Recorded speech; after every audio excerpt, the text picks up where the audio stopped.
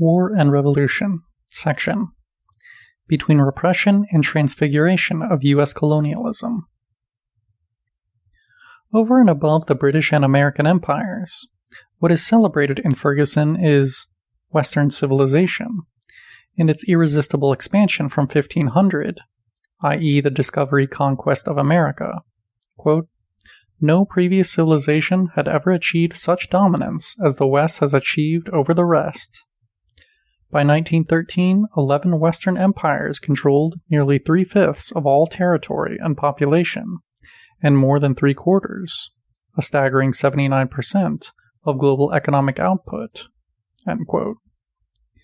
The 11 Western empires referred to are listed as Austria, Belgium, France, Germany, Italy, Netherlands, Portugal, Spain, Russia, the United Kingdom, and the United States. End quote. Paradoxically, it is the leading country of the West that contests the spatial delimitation of Western colonialism celebrated by the British historian. On the 27th of February 2003, the then U.S. Defense Secretary Donald Rumsfeld declared, quote, "We're not a colonial power. We've never been a colonial power." End quote. This was a declaration made on the eve of the Second Gulf War, and not long after the establishment of an infamous concentration camp at Guantanamo, on territory seized from Cuba. But such circumstances, which derive from the history of colonialism, do not trouble the good conscience of the U.S. politician. Oblivious of the fact, Rumsfeld could boast illustrious precedents in support of his thesis. Let us see how, in 1919, Joseph Schumpeter refuted the thesis formulated by Lenin while the carnage of the First World War was still underway. Imperialism, and the war bound up with it, as the highest stage of capitalism. Nothing could be further from the truth, objected the great economist. To appreciate this, it was necessary to examine the United States. It was precisely there, where capitalism was particularly developed, that the ideal of peace ruled unchallenged in political culture and practice. Traditionally absent were the aspirations to colonial expansion and domination, and the bellicose sentiments widespread in Europe, where the influence of the pre-capitalist Ancien regime was still strongly felt. 40 years later, Hannah Arendt revived and radicalized the interpretation of the USA as a country without a colonial past. Quote, "The colonialism and imperialism of European nations was the one great crime in which America was never involved." End quote. In this depiction, in what was an incredible oversight for two major intellectuals, there was no room for the war against Mexico and its dismemberment, for the colonization and annexation of Hawaii, for the conquest of the Philippines and the ruthless repression of its independence movement, sometimes explicitly drawing on the genocidal practices employed during the campaigns against the Native Americans. We thus encounter a sensational instance of repression, namely of the expropriation, deportation, and decimation of the natives, for the purposes of acquiring land that was often cultivated by the forced labor of black slaves, who were deported from Africa on voyages marked by high mortality rates. Not by chance, as we have seen, this chapter of history inspired Hitler, who identified the natives of Eastern Europe as Indians to be expropriated and decimated so as to enable the Germanization of the conquered territories, while the survivors were destined to work like black slaves in the service of the master race. Yet, according to Arendt, this chapter of history, which encompasses the time span of the West's colonial expansionism and encapsulates all its horror, has nothing to do with the history of colonialism, at least as regards its initial American phase.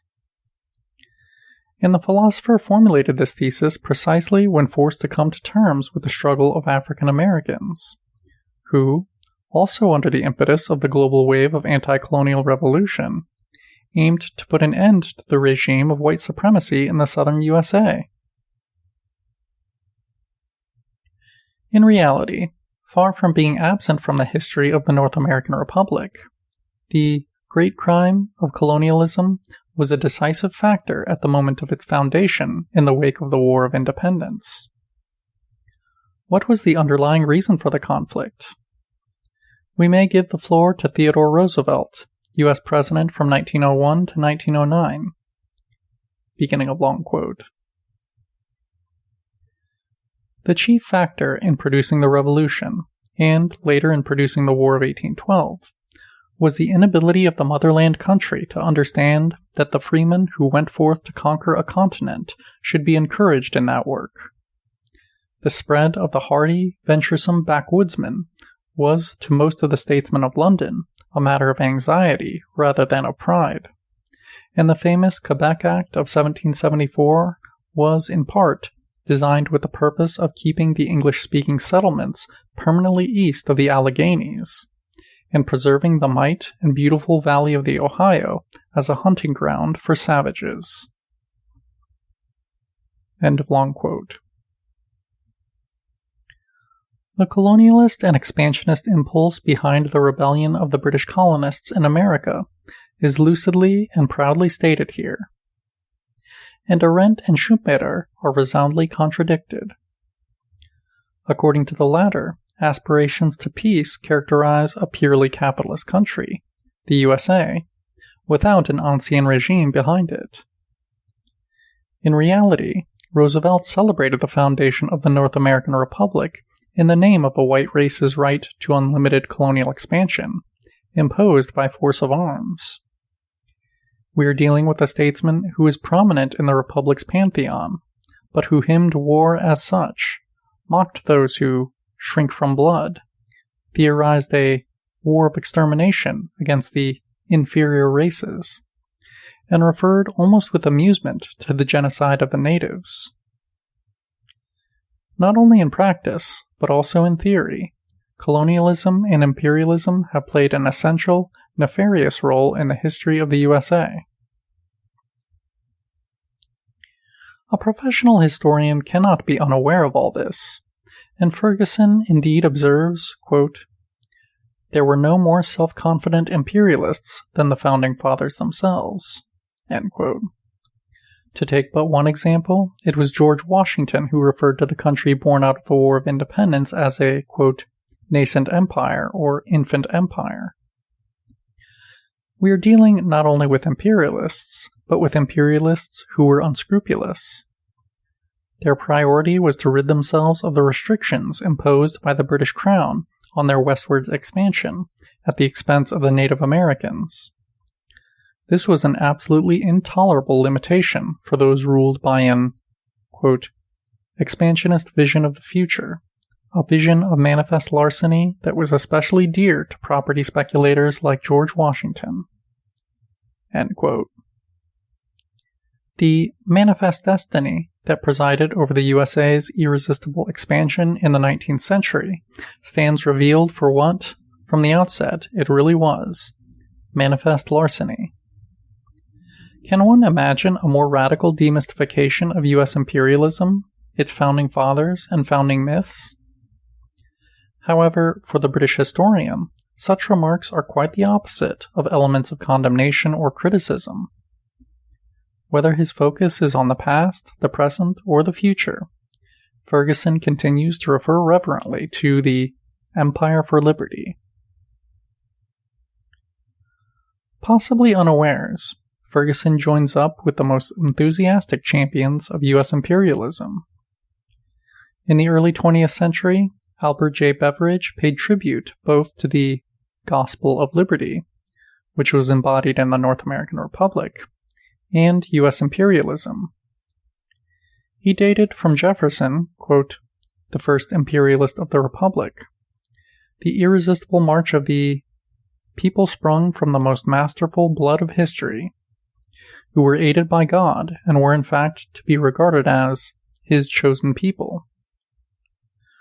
Thus were explained successive conquests, quote, "Hawaii is ours, Puerto Rico is to be ours. At the prayer of her people, Cuba finally is to be ours. The flag of a liberal government is to float over the Philippines." End quote.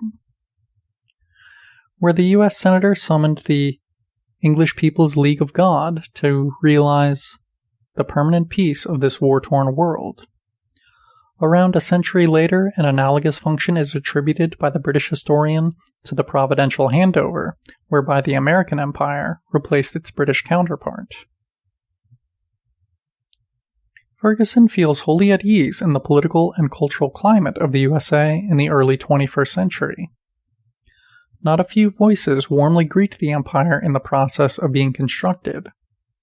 There are even those who refer to the establishment of a colonial office with the task of administering the immense colonial and imperial space which, in one way or another, is subordinate to Washington.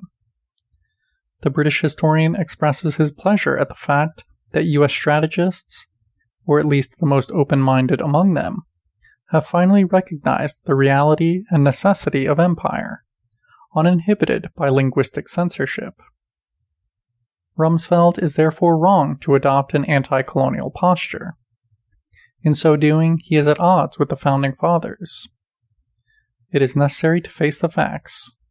Quote, "The United States has acquired an empire, but Americans themselves lack the imperial cast of mind. They would rather consume than conquer. They would rather build shopping malls than nations." End quote. To summarize, what characterizes the people and leaders of the USA is, alas, quote, "the absence of the will to power." And this risks ruining such a beneficent empire.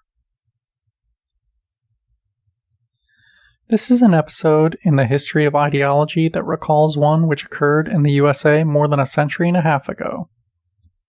In the mid-19th century, as the conflict that would issue in the Civil War intensified, John Calhoun, calling a halt to hesitant, shamefaced justifications of black slavery, declared that it was a positive good. The South had nothing to be ashamed about. It could only be proud. In the years immediately following the dissolution of the USSR and, above all, NATO's triumphant war against Yugoslavia, empire and imperialism likewise seemed a positive good, which the West and the USA should not renounce, and of which they could be proud. This was a short-lived ideological season, in part because the unexpectedly rapid rise of China led to the emergence of serious doubts about the durability of Western supremacy. These are doubts that Ferguson vainly seeks to flee. Here, then, we have a remarkable combination of seeming demystification and actual apologia. The seeming demystification targets the linguistic interdictions that aim to camouflage imperialist practice and risk impeding it. The apologia concerns that practice, which is called upon to be deployed uninhibitedly, more decisively and energetically. This combination is a formula for success. Reviewers can celebrate Ferguson's books as brilliant and provocative.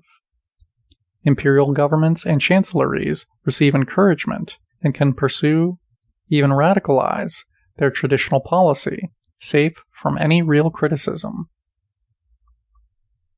End section.